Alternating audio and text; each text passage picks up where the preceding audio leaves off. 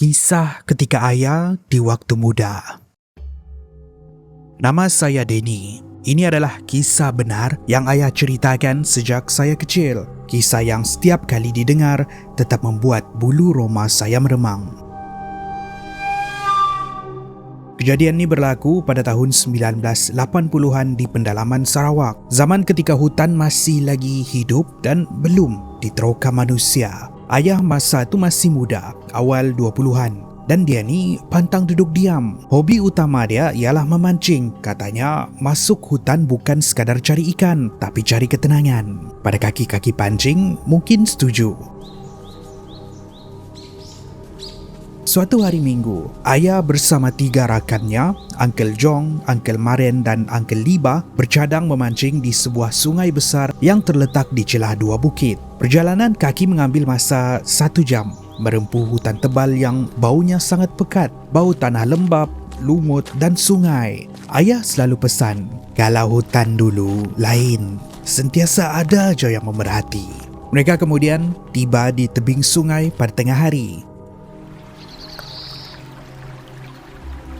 Airnya jernih dan di seberang sungai tersergam sebuah bukit curam yang penuh dengan pokok meranti dan rotan menjalar. Tiada rumah, tiada jalan, hanya batu dara. Tempat terbaik, kata ayah. Mereka pun mula memancing. Suasana waktu itu tenang, cuma bunyi air mengalir dan angin bukit. Matahari semakin rendah, menukar warna air menjadi keemasan, sunyi, damai dan sempurna. Namun, dalam sekelip mata, segalanya berubah.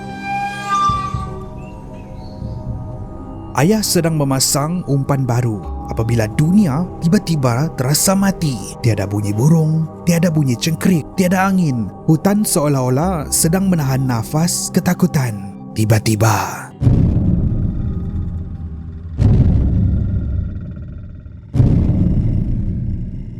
ayah tersentak. Bunyi itu datang dari bukit seberang, bukit yang mereka tidak tahu pun ada penghuni. Uncle Jong kata, bunyi teboh ke tu? Dahi Uncle Marian pula berkerut. Katanya rima dia macam orang nak ngajat ataupun menari tarian tradisional Sarawak. Bunyinya seperti gendang iban, tapi lebih dalam, lebih tua dan bergema membuatkan bulu roma mereka meremang. Tidak sampai 10 saat, bunyi itu bertambah liar.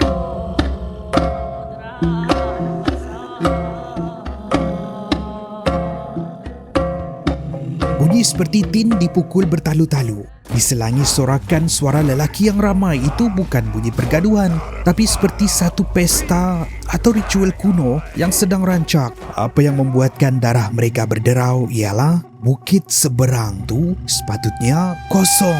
Hanya ada pokok tebal, tiada langsung manusia di situ. Uncle Liba kata, siapa pula yang buat pesta dalam hutan ni? Ayah tak menjawab. Mata dia terpaku kepada bukit tu. Bunyi itu bukan statik, tapi bergerak, ibarat sedang turun dari atas bukit menuju tepat ke tebing sungai di hadapan mereka. Bunyi itu semakin rancak, bunyi tin semakin bingit, sorakan menjadi semakin dekat. Tapi mata ayah masih tidak nampak apa-apa yang ganjil. Tiada cahaya, tiada bayang-bayang orang, tiada pergerakan di dalam semak. Hanya bunyi bising yang menggila di tengah hutan kosong. Kata ayah, simpan barang kamu sekarang. Dengan tegas kepada kawan-kawan dia, tangan mereka menggigil memasukkan barang ke dalam beg. Tali pancing ditarik putus begitu sahaja. Bunyi itu seolah-olah hampir sampai ke arah mereka, sehinggalah ia kedengaran betul-betul di hadapan mereka di seberang sungai. Uncle Jong kata, itu bukan orang. Jangan tengok lama. Jalan cepat, jalan. Mereka terus memanjat tebing dan lari merempuh semak tanpa peduli duri ataupun ranting. Jantung ayah berdegup kencang, bulu tengkuknya berdiri tegak. Di belakang mereka pula,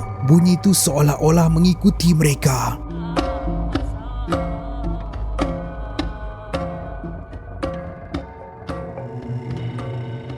Ayah tak tahan, dia menoleh sekilas ke belakang. Di seberang sungai itu masih nampak pokok-pokok, tiada orang, tiada cahaya, hanya bunyi pesta yang bingit dan tidak masuk akal. Lari, jerit ayah. Mereka berlari macam orang gila sehingga dada terasa pedih dan lutut hampir longlai. Tiada siapa yang berani berhenti. Selepas 10 minit berlari, barulah bunyi itu perlahan-lahan hilang. Hutan kembali normal, cengkerik berbunyi semula, seolah-olah tiada apa yang berlaku. Mereka akhirnya terduduk keletihan di bawah sebatang pokok besar. Lama mereka duduk di situ, cuba untuk memproses apa yang jadi. Ayah kemudian bersuara perlahan, katanya, "Jangan cerita merata. Ini hutan orang lama, kita ni cuma tumpang lalu." Itulah kisah ayah yang saya ingat sampai sekarang. Menjadi peringatan yang hutan bukan sekadar tempat mencari hasil, ia tempat yang penuh sejarah dan penuh dengan roh-roh manusia yang hidup sebelum kita. Difikirkan semula, kalau kita tiba di tempat-tempat macam tu, kita hanya tetamu. Dan kadang-kadang tetamu mendengar sesuatu yang bukan untuk mereka.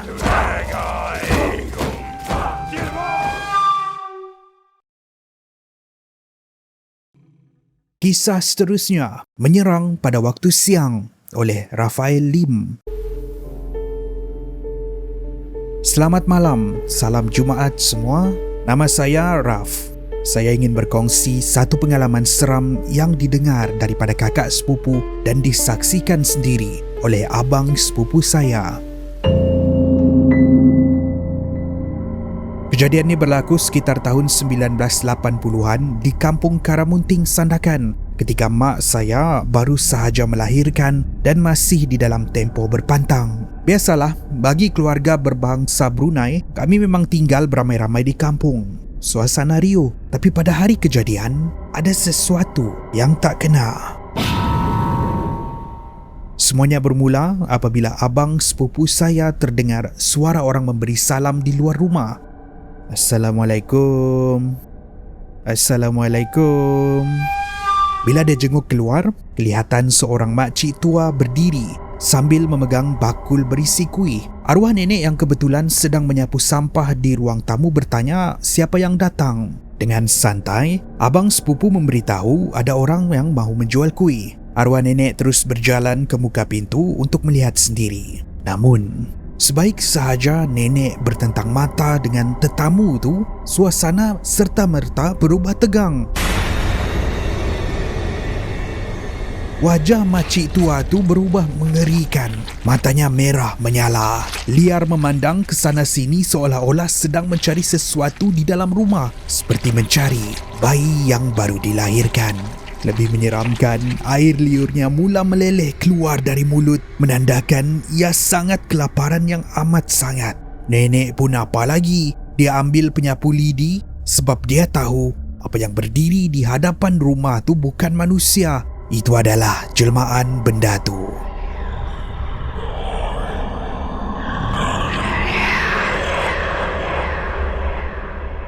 Rupa-rupanya, benda tu sudah lama mengintai. Sepanjang mak saya mengandungkan saya, benda tu sering bertenggek di atas bumbung rumah menunggu peluang. Tapi dia kecewa, dia menjadi berang dan nekat menyerang pada waktu siang dengan menyamar sebagai penjual kuih kerana tidak dapat masuk ke dalam rumah. Mujurlah, orang-orang tua dulu penuh dengan ilmu di dada. Rumah kami sebenarnya sudah dipagar oleh arwah nenek menyebabkan benda tu terhalang di pintu. Dengan suara lantang dan garang, nenek mengherdik makhluk tu. "Pergi kau dari sini. Tiada saudara kau di sini. Pergi. Kalau tidak, aku hambat kau pakai penyapu lidi ni."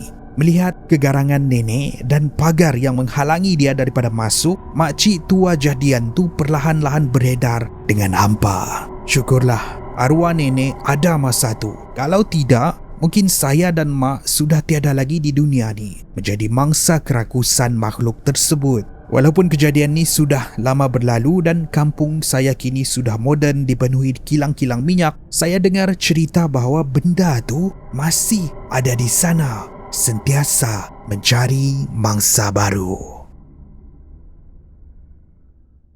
Kisah seterusnya, Ditunang Hantu oleh It's Me Akma.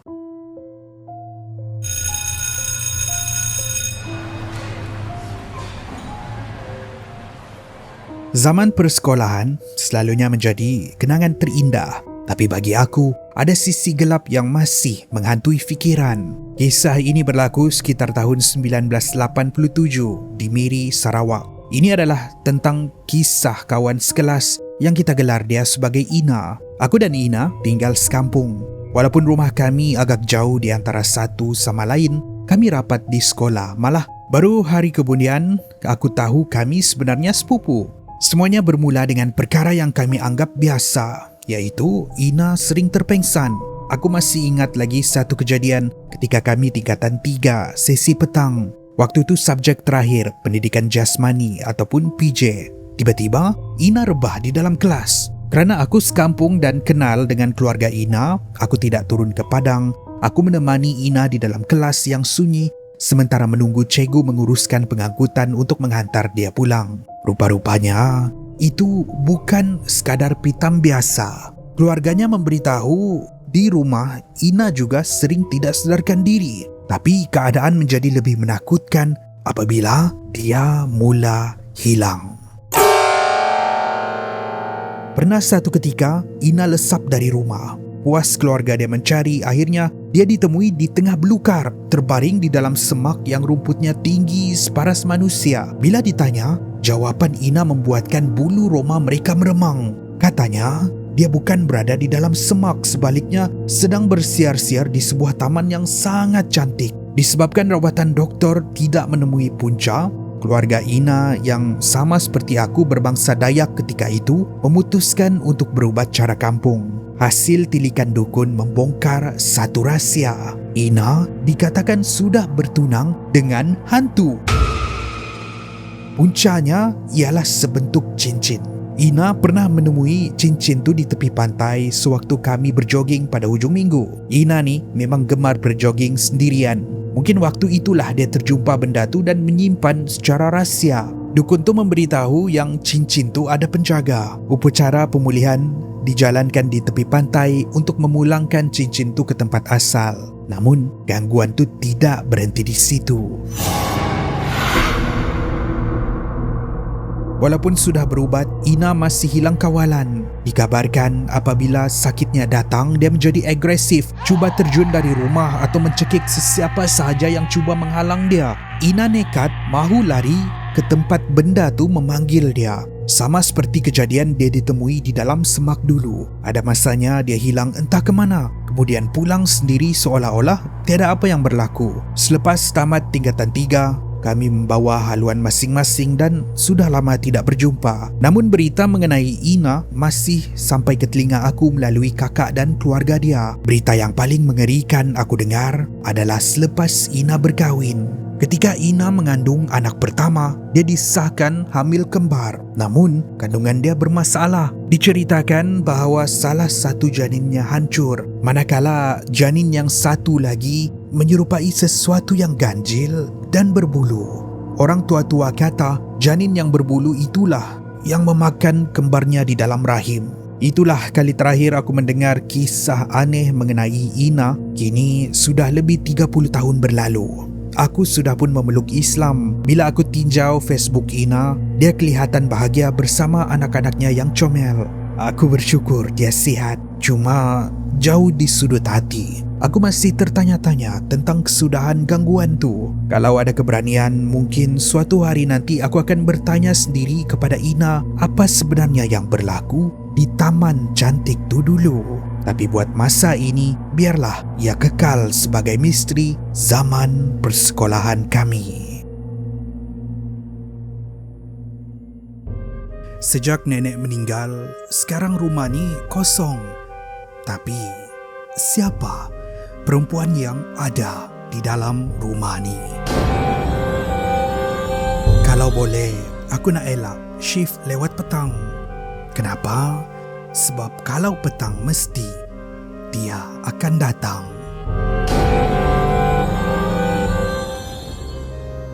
Kenapa dia orang suruh jaga kawasan tebiar ni walhal tempat ni memang sudah ada penjaga? Aku kalau lalu dekat bangunan kosong tu mesti ada yang mengikut. Setiap orang ada cerita. Ceritakan dengan kami di aplikasi perkongsian interaktif. Ceritakan boleh dimuat turun di Google Play dan App Store. Ceritakan, kongsi, baca dan undi.